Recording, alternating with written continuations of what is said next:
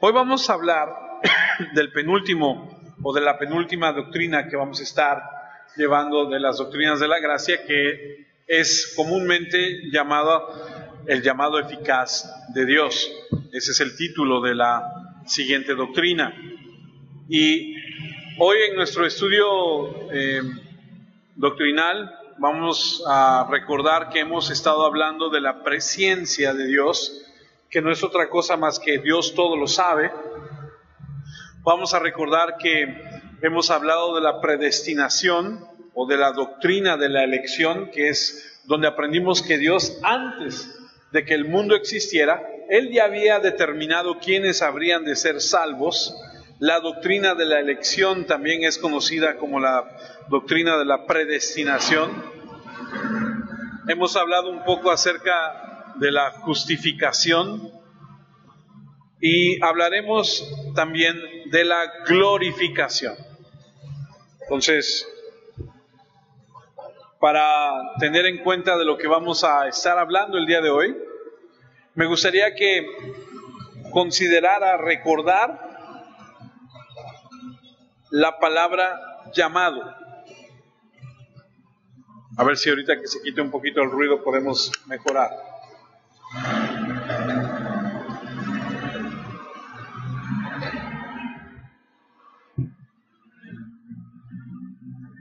La palabra llamado es algo que vamos a estar el día de hoy repitiendo y repitiendo y repitiendo. Acuérdense que la lección o la doctrina que hoy vamos a ver se llama el llamado eficaz. No es otra cosa más que entender que si Dios en el pasado, en la eternidad pasada, desde antes de que existiera todo lo que Él creó, dijo: yo voy a tener un libro que se va a llamar el libro de la vida, a donde voy a escribir el nombre de todos aquellos que van a ser salvos. Yo, en la historia de la humanidad, en las diferentes edades, épocas o años, como usted lo quiera ver, voy a hacer un llamado a esas personas. Y ese llamado, los teólogos, los reformadores, le han llamado eficaz, un llamado eficaz. Y vamos a ver de qué se trata. Vamos a ir primero a Romanos 8. Romanos 8, versículo 28. Dice: sabemos que Dios obra en toda situación para el bien de los que lo aman, los que han sido llamados por Dios de acuerdo a su propósito. Este es uno de los versículos que más se saca de contexto. Mucha gente que yo he conocido, con la que he hablado, con la que hemos estado charlando en algún momento, de repente saca este versículo y dice: no, pero es que todas las cosas salen para bien a los hijos de Dios. Y en automático ellos se postulan o se autonombran hijos de Dios. Y muchos dicen: bueno, es que esta escritura es muy bonita porque dice que todo va a obrar para bien, para nosotros. Sí, pero espérame. Tienes que entender que la segunda parte de la escritura que estás leyendo en Romanos 8:28 dice: para los que han sido llamados por Dios de acuerdo a su propósito. Esta escritura no aplica para todo el mundo, es para los que han sido llamados. La escritura revela una verdad acerca de este llamado, un llamado que no puede ser ignorado y que no puede ser resistido. Es lo que muchos han llamado o le han nombrado el llamado inquebrantable de Dios. Y este no es para condena, no es que Dios te llame para condenarte, sino al contrario. Es un llamado con el propósito de ir ante la corte celestial y ser declarado justo, a donde tus pecados te son perdonados, a donde se salda tu deuda o cualquier condenación. Ese es el llamado que hemos leído ahí en Romanos 8. Un llamado que justifica, es un llamado que viene de acuerdo al propósito divino. Una llamada que llega a los predestinados, a los elegidos, a través de la glorificación a la gloria eterna. Los teólogos, como les dije hace un momento, han llamado esto como el llamado efectivo, eficaz, irresistible, el llamado a la salvación. La convocatoria divina, cuando Dios dice, ha llegado tu momento, ahora necesito que vengas a mí. ¿En qué momento de tu vida es? No lo sabemos. A algunos Dios les llama desde muy pequeños, a otros Dios les llama a una edad mediana, a otros Dios les llama en una edad más tardía, pero el llamado que Dios hace a aquellos que han sido predestinados, va a llegar a ellos, los va a declarar justos, libres de condenación, les va a perdonar y los está llamando a la salvación. Y aquí surge una pregunta. Cuando Dios hace eso, ¿se puede negar? ¿Se puede resistir? ¿Existe tal cosa como el incumplimiento? Vamos a leer Romanos 8:30. Dios decidió que serían como su Hijo, por eso los eligió por adelantado y los aprobó dándoles su gloria. Así que este llamado está limitado, número uno, para los que ha elegido. Este no es un llamado general. Este no es como lo que habla Pablo, que muchos son los llamados y pocos son los elegidos. O sea, este llamado no es general. Por ejemplo, Romanos 1:1 dice, Pablo, siervo de Jesucristo, llamado a ser apóstol, apartado para el Evangelio de Dios. No es para todos, es para los que Él eligió. Cuando el llamado de Dios vino a la vida del apóstol Pablo, fue un llamado soberano, divino, misericordioso e irresistible. ¿Se acuerdan que Pablo iba camino a Damasco? No sabemos si iba arriba de un elefante, de un camello, de un burro, de un caballo, no sabemos si iba caminando. Lo que sí sabemos es que cuando este llamado se le hace a Pablo, es arrojado al suelo, sin nada que hacer más que responder a ese llamado. Pablo quedó en tal situación que lo único que pudo decir fue, dime, Señor, ¿qué tengo que hacer? Romanos 1, versículo 6, dice, entre los cuales estáis también vosotros, llamados a ser de Jesucristo. A todos los que estáis en Roma, amados de Dios, llamados a ser santos. Gracia y paz a vosotros de Dios nuestro Padre y del Señor Jesucristo. Este es un llamado que Dios hace en el momento en el que Dios considera que tú tienes que venir a Él para conocerle. A las diferentes edades, épocas, años, momentos de la historia de la humanidad, Dios ha determinado que ciertas personas van a recibir este llamado. Es irresistible, no es para todos y somos llamados a ser como su Hijo, a obedecer el Evangelio. Somos llamados a ser santos. Primera de Corintios 1:1, Pablo dice otra vez, Pablo llamado a ser apóstol de Jesucristo por la voluntad de Dios, y el hermano Sóstenes, el hermano Sóstenes. No quiere decir que sea su título, más bien quiere decir que fue llamado por Dios por la voluntad de él, de Dios por supuesto, para ser ese apóstol de Jesucristo. Y de nuevo, no es algo que él pudiera resistirse. Versículo 2. A la iglesia de Dios que está en Corinto, a los santificados en Cristo Jesús, llamados a ser santos con todos los que en cualquier lugar invocan el nombre de nuestro Señor Jesucristo, Señor de ellos y nuestro. Así que entonces este llamado que Dios hace nos convierte en personas santas.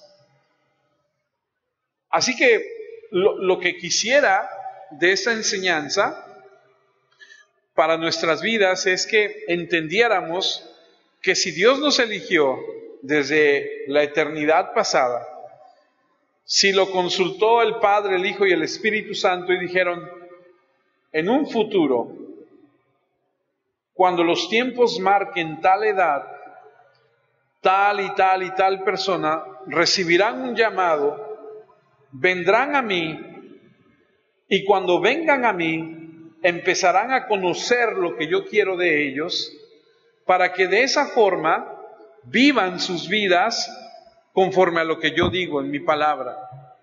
¿Eso qué significa? Significa que seremos apartados, que la palabra santo significa eso, apartados de todo lo que está alrededor nuestro. Por eso Pedro escribe y dice, nosotros somos extranjeros en este mundo, no somos como los demás.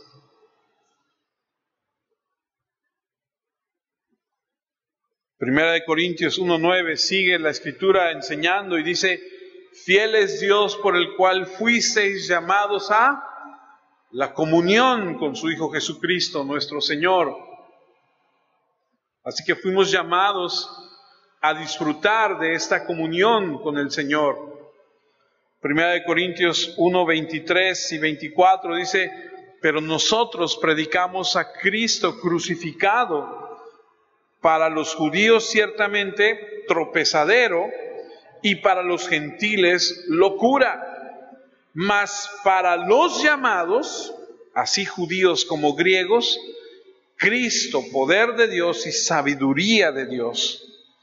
Él se convierte en nosotros, o más bien para nosotros, en poder de Dios y en sabiduría de Dios. Allí está el llamado que Dios ha hecho, basado en lo que Dios quiere para nuestras vidas.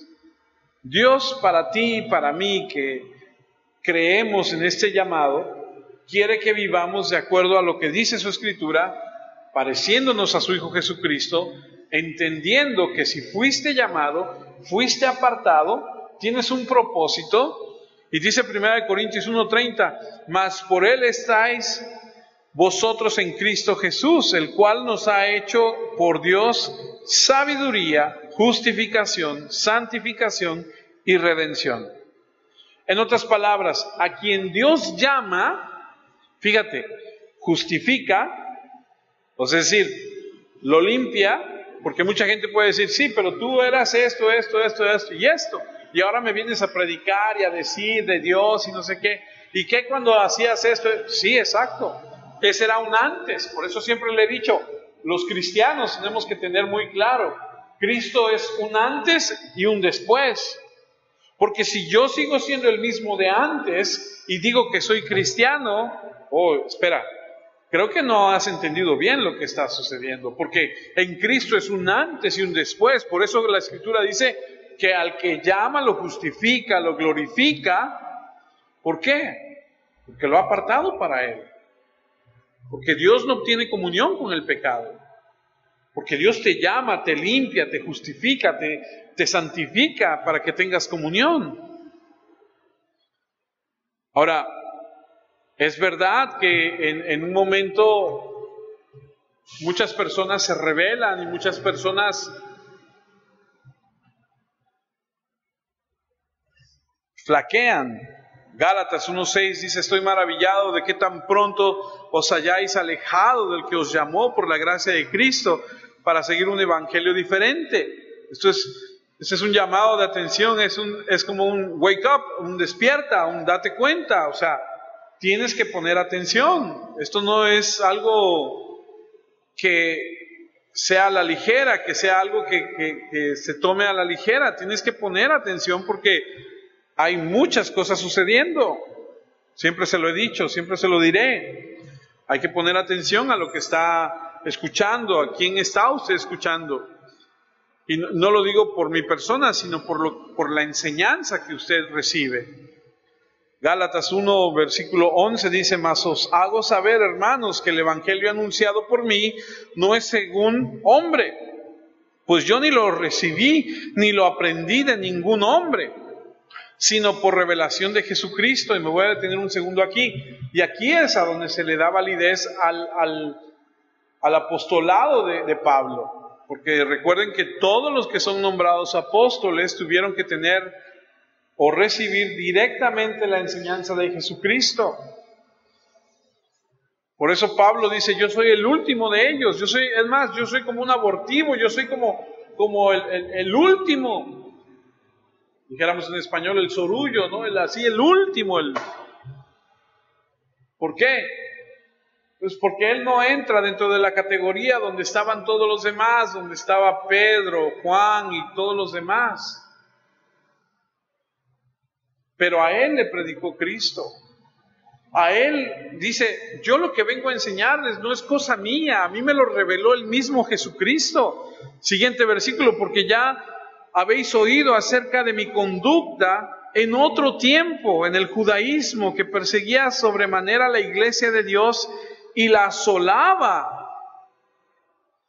Y en el judaísmo aventajaba a muchos de mis contemporáneos en mi nación, siendo mucho más celoso en las tradiciones de mis padres. Y hago otra pausa, al parecer, para destacar en el judaísmo, lo que había que hacer era perseguir cristianos. O sea, recuerdan que les he dicho en otras ocasiones, Pablo creía realmente en su corazón y en su mente que lo que él hacía en contra de la iglesia era de parte de Dios y estaba bien. Lo que sucede muchas veces con la gente de allá afuera que dice, yo estoy bien, porque lo hago en el nombre de Dios. Cuando dices, espera, pero eso va totalmente en contra de lo que dice la palabra. O sea, hay tanta gente que no considera lo que dice la palabra y en su mente tiene un concepto equivocado de lo que es agradar a Dios y dice, pero yo lo estoy haciendo en el nombre de Dios. Como de repente cuando vas o escuchas de repente que alguien es curandero o que es magia blanca y que tienen ahí la Biblia. Yo he hablado con personas y me dicen, no, pues es que es magia blanca. Es más, usa la Biblia para curar. Pero ¿cuándo? ¿Dónde dice en la Escritura eso? He escuchado de gente que dice que algunos ladrones o secuestradores dicen, vamos a ir a hacer tal trabajo en el nombre de Dios, no nos van a agarrar. O sea, ¿sí entienden a lo que me refiero? O sea, Pablo decía, esto que yo estoy haciendo en contra de la iglesia, después lo entiende. Y dice el versículo 14 y en el 15, pero cuando agradó a Dios, y fíjense ahí, en el 15, pero cuando agradó a Dios que me apartó desde el vientre de mi madre y me llamó por su gracia. Yo le pregunto una cosa, usted más o menos, ¿cuántos años le calcula a Pablo cuando Pablo recibió el llamado de Dios? Es decir, aquí Pablo dice, yo entiendo hoy que Dios me apartó desde el vientre de mi madre y que por su gracia me llamó, pero no lo llamó a los 3 años, a los 5 años. No fue como Samuel, que desde pequeño su mamá lo ofreció y dijo, instrúyelo en el camino. No fue como Samuel. Pablo recibió una educación, fue creciendo, fue madurando, se convirtió en un hombre, llegó a X edad. Como algunos de nosotros que empezamos a recorrer nuestra vida, empezamos a crecer, a hacer nuestras vidas, y de repente Dios un día dijo, hasta aquí llegas y aquí me presento a ti y mira, te muestro lo que quiero para tu vida. Y nuestra vida sufrió una revolución literal y empezó a cambiar todo, porque íbamos directamente al infierno. Y Dios por su gracia nos llamó. Versículo 16. Revelar a su Hijo en mí para que yo predicase entre los gentiles. No consulté enseguida con carne y sangre. Pablo entendió que Dios lo tomó en ese camino a Damasco, lo despertó a su gloria, le reveló a Jesucristo, lo salvó y lo hizo apóstol. Por eso Pablo escribe en Efesios capítulo 4, versículo 1, dice, yo pues preso en el Señor os ruego que andéis como es digno de la vocación con que fuisteis llamados.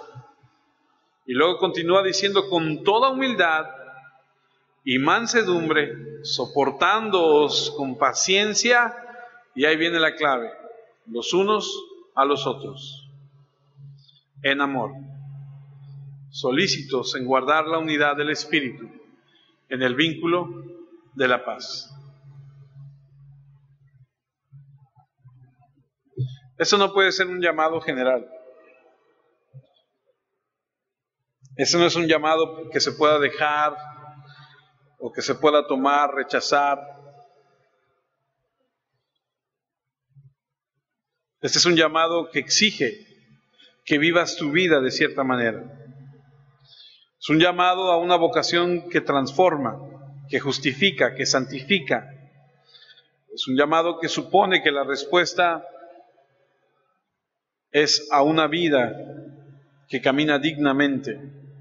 Así que siempre que leas en el Nuevo Testamento acerca del llamado a la salvación, recuerda, es el llamado eficaz del Señor a aquellas personas que Él ha elegido.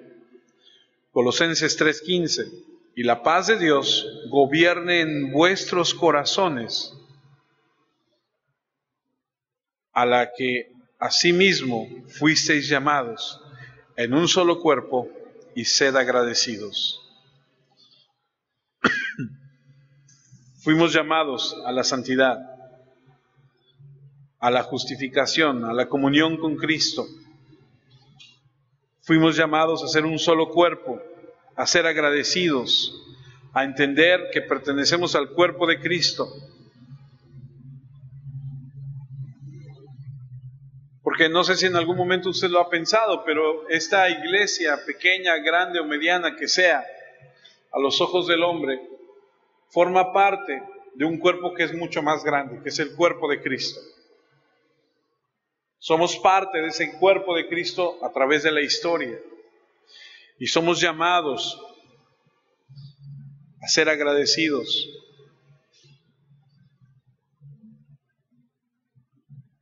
Segunda de Tesalonicenses, capítulo 2, versículo 13 dice, pero nosotros debemos dar siempre gracias a Dios respecto a vosotros, hermanos, amados por el Señor, de que Dios os haya escogido desde el principio para salvación mediante la santificación por el Espíritu y la fe en la verdad, a lo cual os llamó mediante nuestro Evangelio para alcanzar la gloria de nuestro Señor Jesucristo. Así que, hermanos, estad firmes y retened la doctrina que habéis aprendido, sea por palabra o por carta nuestra. Le doy gracias a Dios que a ustedes los escogió para salvación por medio de lo que les hemos predicado. Es lo que está diciendo Pablo. Es una doctrina de la elección. Elegidos desde el principio para salvación, para santificación por el Espíritu. Así que entendamos que el Señor al que llama lo salva, lo justifica, lo santifica, lo llama a ser como su Hijo Jesucristo, lo llama a estar en paz, lo llama a estar agradecido. Por eso 2 de Timoteo 1:9 dice, quien nos salvó y llamó con llamamiento santo, no conforme a nuestras obras, sino según el propósito suyo y la gracia que nos fue dada en Cristo Jesús antes de los tiempos de los siglos.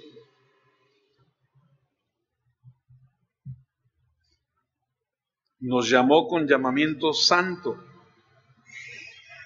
Qué interesante, porque dice, no según o no conforme a nuestras obras. Y ahí regresas otra vez al mismo punto. Él llama a quien predestina y elige. Es una enseñanza inequívoca de las Escrituras. Siempre que leas, y llamó, y llamó, y llamó, se refiere a los que Él ha escogido. Fíjate dónde estábamos. Primera de Pedro 2:9. Mas vosotros sois linaje escogido, real sacerdocio, nación santa, pueblo adquirido por Dios, para que anunciéis las virtudes de aquel que os llamó. ¿De dónde? ¿Dónde estábamos tú y yo? a la luz admirable de su Hijo Jesucristo. Ahí vivíamos en las tinieblas, ahí estábamos, ciegos, sordos, con el entendimiento oscurecido, y Él nos llamó. Y te llamó y te atrajo hacia Él, te santificó, te declaró justo, te permitió entrar en esa comunión con su Hijo, te dio de su paz, te está enseñando su palabra para que vivas conforme a su palabra, para que vivas en armonía, en paz, para que vivas agradecido, para que reflejes a su Hijo Jesucristo, para que tengas comunión con Él, para que te conviertas en santo.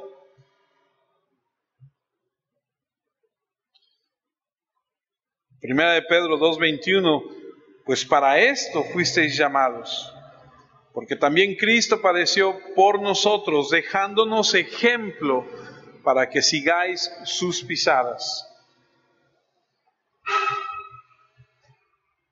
Lo que Cristo hizo, eso es lo que hay que hacer. Primera de Pedro 3:8. Finalmente, sed todos de un mismo sentir, compasivos, amándonos fraternalmente, misericordiosos, amables, no devolviendo mal por mal, ni maldición por maldición, sino por el contrario, bendiciendo, sabiendo que fuisteis llamados para que heredaseis bendición. Por eso dice, ejemplo tenemos de Jesús. Si tú en algún momento quieres saber cómo actuar con alguien, ve a la Biblia y ve qué hizo Jesús. ¿Cómo le hizo Jesús en esa situación? No, pues lo perdonó. Pues tengo que perdonarlo.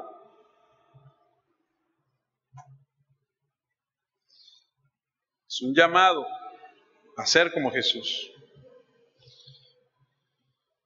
Es un llamado que te trajo a una vida en la que debes caminar con dignidad o como digno de esa vida más bien. Primera de Pedro 5:10, mas el Dios de toda gracia que nos llamó a su gloria eterna en Jesucristo, fíjese, después que hayáis padecido un poco de tiempo, Él mismo os perfeccione, afirme, fortalezca y establezca. Ojo, está muy bonito eso de perfeccione, afirme, fortalezca y establezca. Y dices, ay, sí, Señor, por favor, sí, pero después de un tiempo que hayáis padecido un poco. Y ahí es a donde choca el pare de sufrir. O sea, el Evangelio no es tus problemas se van a acabar. El Evangelio no es ven a la iglesia porque todo se va a resolver. El Evangelio no es te va a ir mejor en la vida. El Evangelio no es se van a solucionar tus problemas con tu esposo, tu esposa, tus hijos. El Evangelio es ser como Jesucristo, obedecer al Padre, aprender a caminar con esa vida de santidad, de que a pesar de cualquier cosa que suceda en nuestro alrededor, nosotros podamos reflejar a Cristo y glorificar al Padre.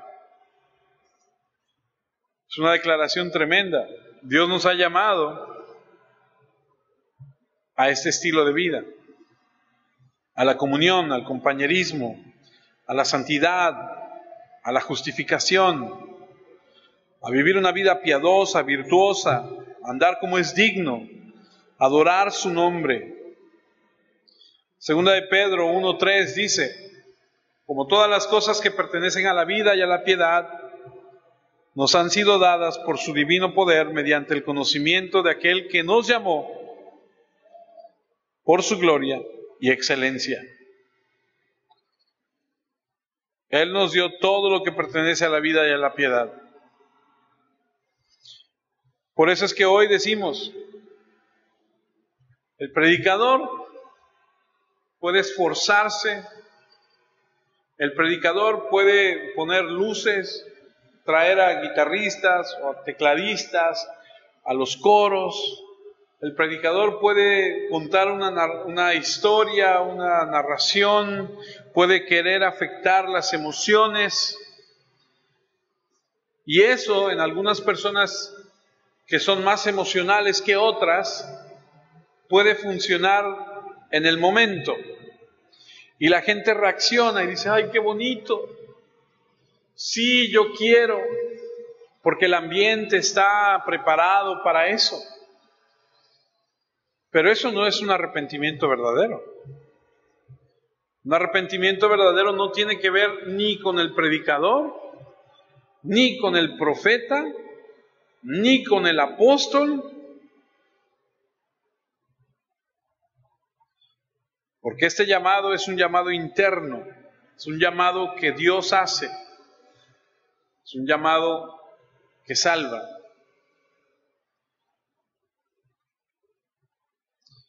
Fíjese Hebreos 3:1, por tanto, hermanos santos, participantes del llamamiento celestial, considerad al apóstol y sumo sacerdote de nuestra profesión, Cristo Jesús. Aquí está la diferencia, un llamado celestial. No estamos hablando de un predicador, estamos hablando de Dios. Es un llamado divino, un llamado celestial. Eres atraído hacia Él por ese llamado divino, por esa verdad gloriosa.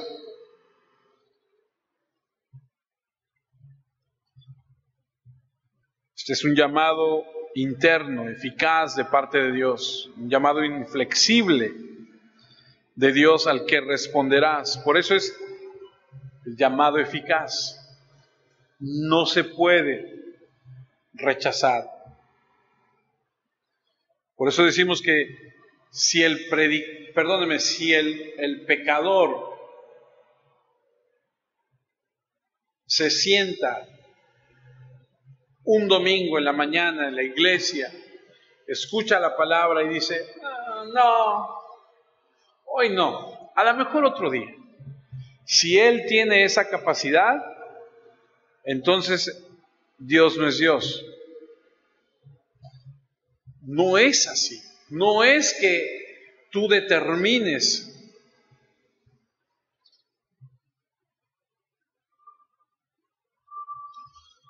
Primera de Corintios 7:17, Pablo escribe y dice, pero cada uno como el Señor le repartió y como Dios llamó a cada uno, así haga. Esto ordeno en todas las iglesias. Desde la eternidad pasada, Dios ha predeterminado para su propio propósito. A algunos les ha asignado la salvación y tiende la mano para salvarlos a través de este llamado.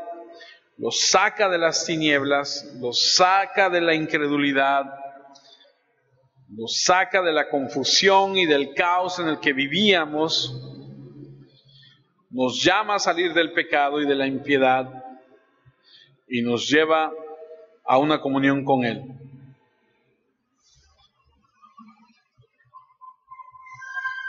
Ahora, decir estas cosas, amados hermanos, a algunas personas les molesta, porque no lo aceptan. Les resulta difícil aceptarlo. Pero le voy a decir algo.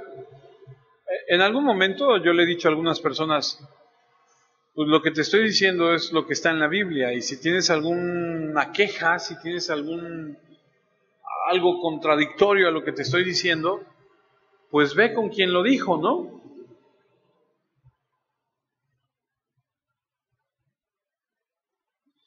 Si está en la Biblia no tengo ningún problema.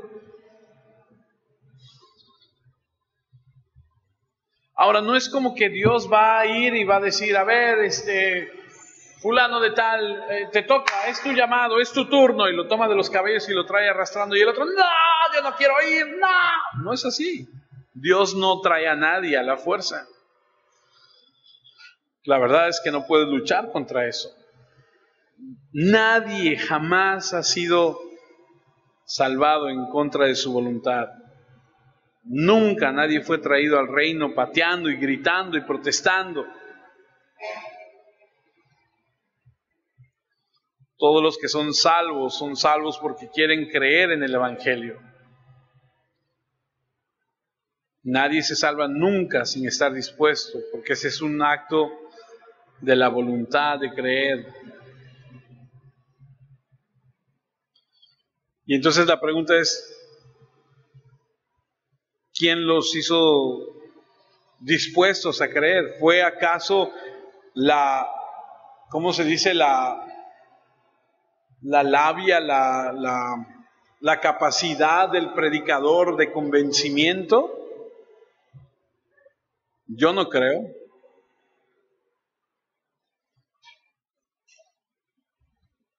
Yo creo que es el Señor. Fíjate cómo dice el Salmo 110, versículo 3, en la primera parte. Tu pueblo se te ofrecerá voluntariamente en el día de tu poder. En la hermosura de la santidad, desde el seno de la aurora, tienes tú el rocío de tu juventud. Ningún predicador jamás podrá convencer a un pecador. Es el poder de Dios el que hace eso. Es despertar en aquellos que son llamados desde una eternidad pasada. Cuando se les explica el Evangelio, el Señor es el que hace ese llamamiento en el interior, y la gente que ha sido llamada responde a ese llamado y dice, yo quiero de eso, porque está ahí en su corazón. Es cuando el poder de Dios actúa. Porque ningún pecador tiene la capacidad de estar dispuesto. Dice Romanos 3:10, como está escrito, no hay justo ni aun uno, no hay quien entienda, no hay quien busque a Dios. Todos se desviaron a una, se hicieron inútiles, no hay quien haga lo bueno, no hay ni siquiera uno. Sepulcro abierto es su garganta, como la lengua engañan, veneno de áspides hay debajo de sus labios, su boca está llena de maldición y de amargura, sus pies se apresuran para derramar sangre, quebranto y desventura hay en sus caminos, y no conocieron camino de paz, no hay temor de Dios delante de sus ojos. Yo creo que es una descripción bastante triste. Es una manera amplia de decir que el corazón del hombre es engañoso en todas las cosas y desesperadamente perverso. Nadie busca a Dios. Y te digo una cosa, así estábamos nosotros antes también. No nos interesaba. Hasta que el Señor nos hizo el llamado. Porque recuerda, los muertos no responden, los muertos están muertos. Efesios 2:1 dice, y Él nos dio vida a vosotros cuando estabais muertos en vuestros delitos y pecados, en los cuales anduvisteis en otro tiempo, siguiendo la corriente de este mundo conforme al príncipe de la potestad del aire, el espíritu que ahora opera en los hijos de desobediencia, entre los cuales también todos nosotros vivimos en otro tiempo en los deseos de nuestra carne, haciendo la voluntad de la carne, de los pensamientos, y éramos por naturaleza hijos de ira, lo mismo que los demás. Eso éramos antes. Y Dios en su misericordia nos salvó y nos rescató. 1 Corintios 2:14 dice, pero el hombre natural no percibe las cosas que son del Espíritu de Dios, porque para él son locura y no las puede entender, porque se han de discernir espiritualmente. Por eso, y quiero detenerme un segundo, cuando tú le compartes a alguien, si esa persona a la que tú le compartes te tacha de loco, te tacha de... debes entender algo. Por el estado en el que él se encuentra de pecado, por el estado en el que él se encuentra en su manera de vivir, como lo leímos hace rato en Romanos, a donde sus caminos no son de paz, a donde sus pensamientos no son para Dios, debes entender eso. Es un hombre que está viviendo en un estado de pecado y que no te va a comprender y que no va a aceptar lo que le estás diciendo por su naturaleza en la que se encuentra. A menos que Dios haga el llamado en su corazón, es que Él va a responder. No sé si me explico. Eso es para que nosotros entendamos que cuando le predicamos a una persona, si la persona no quiere, pues no debes de desanimarte, no debes decir, ay, lo estaré haciendo mal, ay, ¿qué sucederá? O ¿por qué no querrá? Ay, mejor que venga el pastor o que venga fulano, él sí, él lo va a convencer. No, no es así. Es la palabra la que convence.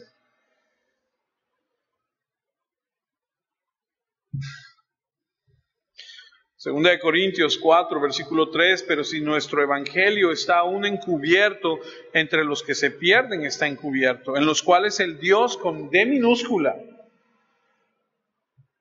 de este siglo, dice, cegó el entendimiento de los incrédulos, para que no les resplandezca la luz del evangelio de la gloria de Cristo, el cual es la imagen de Dios. Ningún pecador es capaz, está dispuesto de comprender, de arrepentirse, de creer, de elegir a Dios, a Cristo, a la salvación. El pecador solo se vuelve, o está dispuesto más bien, en el día del poder divino, donde Dios despliega su poder soberano para convencerle, al darle la voluntad de creer. Entonces, cuando llega ese día, cuando llega ese poder, esa persona se vuelve ansioso por responder.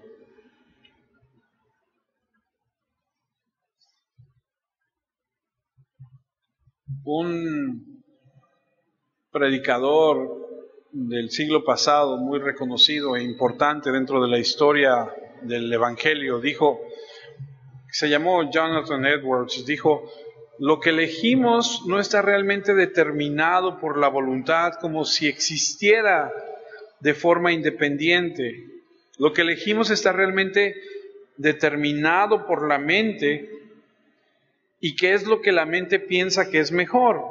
Que por cierto, la mente no es neutral y la mente no es objetiva. La mente está corrupta. Y dice, entonces lo que la mente piensa que es lo mejor es lo que elegimos. Somos libres de elegir lo que nuestra mente piensa que es mejor. Pero aparte de Dios y aparte de Cristo, nuestra mente está corrompida y piensa que el pecado es lo mejor.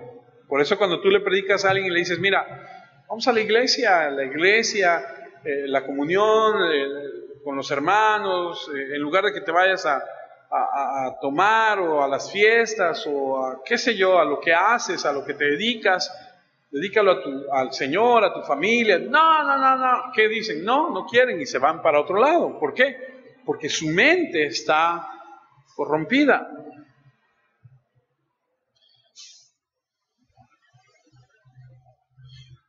Y Edwards continúa diciendo, cuando se enfrenta a Dios, la mente del pecador nunca piensa en seguir o obedecer a Dios. Y no piensa que esa sea una buena elección. La voluntad del pecador nunca es elegir a Dios.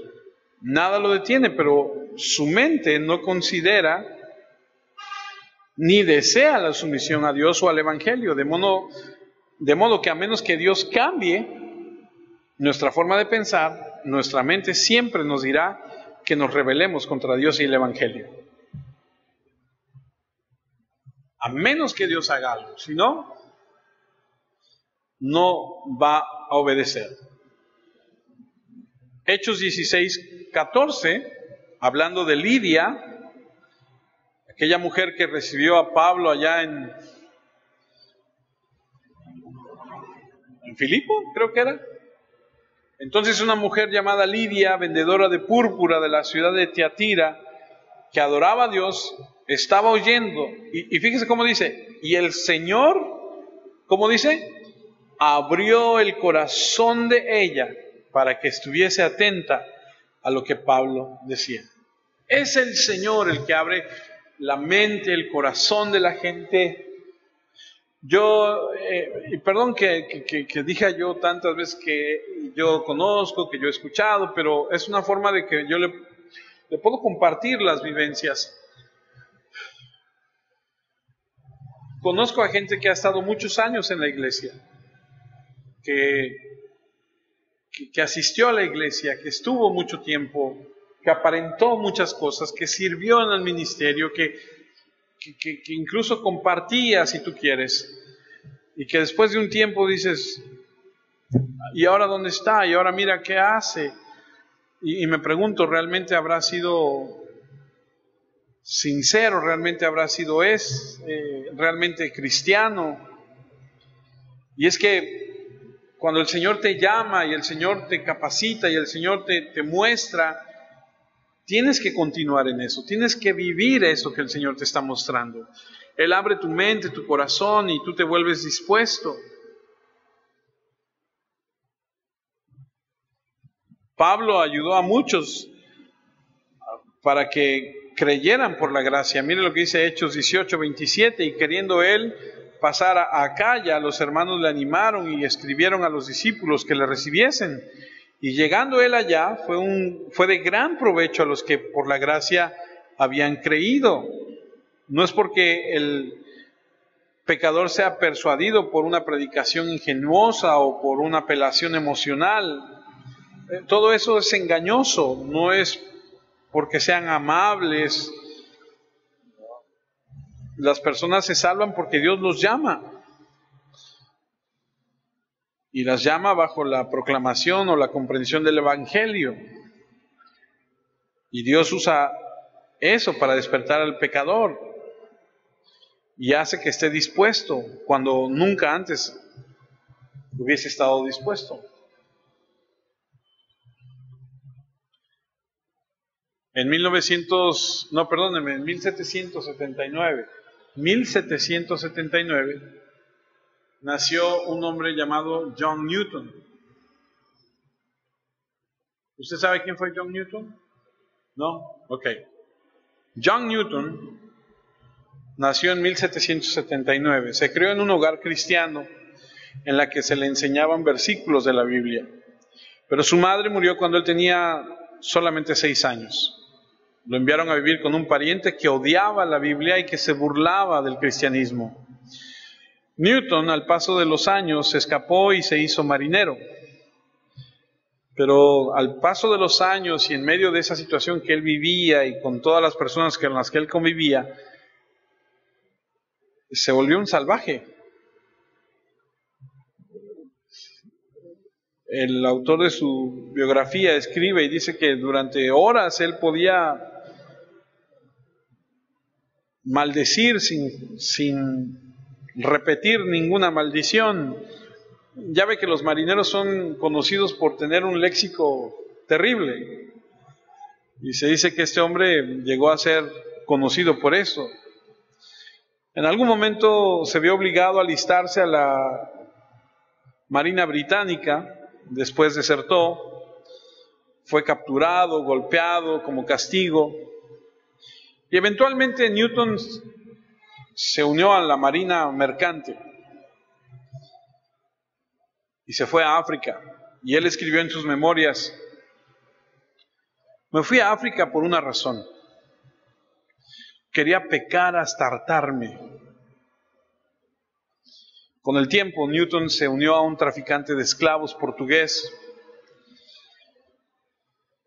Vivía en la casa de este hombre y este hombre a menudo partía en expediciones de esclavos, y cuando se iba, este hombre, que era el jefe de Newton, le dejaba toda la autoridad a su esposa, quien por cierto era una mujer africana que odiaba a los hombres blancos, y descargaba todo su odio en Newton. Se dice que lo obligaba a comer del suelo como un perro y lo golpeaba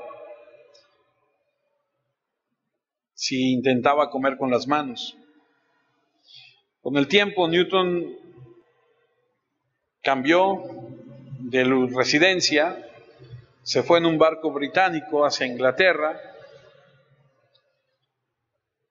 Cuando el capitán del barco se enteró que este joven sabía algo de navegación, que había estado en la Marina Británica, lo nombró su compañero de barco. Y este Newton A pesar de las oportunidades que le habían dado, un día que el capitán estaba en tierra, se le hizo fácil romper todo el suministro del ron del barco y emborracharse él y toda la tripulación. Cuando el capitán regresó, lo golpeó, lo tiró por la borda, y si no hubiera sido por un marino que lo rescató, se hubiera muerto. Cerca del final de un viaje, cuando se acercaban a Escocia, el barco, en una tormenta, se desvió de su rumbo, empezó a hundirse, y a este joven libertino fue enviado al agujero del barco para bombear el agua. La tormenta duró días y este hombre estaba seguro que el barco se iba a hundir y que él se ahogaría. Y estando en esa bodega, en ese tiempo, en ese momento, mientras bombeaba el agua desesperadamente, recordó que en algún momento de su vida él conocía algunos versículos bíblicos que había aprendido en su casa cuando era niño. Y ahí en esa bodega, bombeando agua, tratando de salvarse, su vida fue transformada profundamente. Más tarde, cuando estuvo de nuevo en Inglaterra, Newton comenzó a estudiar teología y eventualmente se convirtió en predicador. Primero en un pequeño pueblo llamado Olney y luego en Londres. Newton se convirtió en un gran predicador porque había aprendido que donde abundaba el pecado, sobreabundaba la gracia, y que él era prueba de la gracia de Dios, y que era suficiente para salvar a cualquiera. John Newton es el autor de lo que hoy conocemos en la versión en inglés de la canción Amazing Grace, que comienza diciendo Amazing Grace, how sweet the sound, que significa sublime gracia, qué dulce es el sonido. Así fue cuando él escuchó el sonido de la gracia de Dios que lo despertó. Y desde entonces, desde que él escribió Amazing Grace hasta el día de hoy, muchos hemos invocado esa gracia que Dios tiene cuando llama al pecador a sí mismo.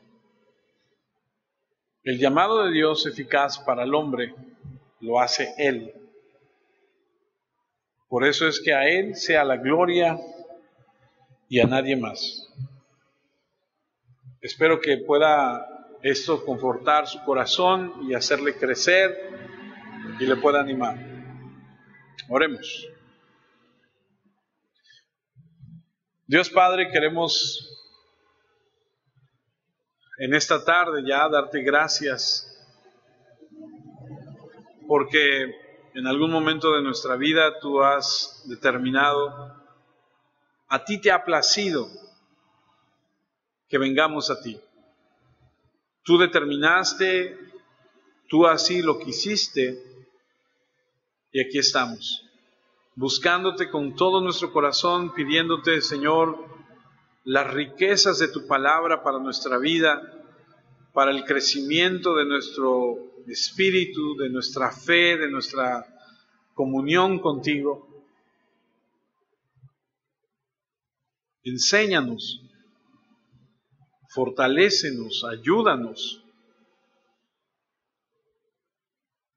a caminar, a vivir, a obedecer, a ser como Cristo Jesús nuestro Señor. Muchas gracias, Señor, porque eres bueno, porque eres fiel, porque eres misericordioso, porque a ti, Señor, te ha placido llamarnos para ti. Pedimos que ese llamado, Señor, se despierte en las personas que amamos, que conocemos, a las que les predicamos, a las que les compartimos de ti, Señor, en Cristo Jesús. A ti sea la gloria y la honra. Ayuda a nuestros hermanos, Señor, a la gente que ha de venir, a la gente que has de traer a este lugar, o a la gente que has de traer a tu iglesia en general. en Cristo Jesús. Amén, Señor.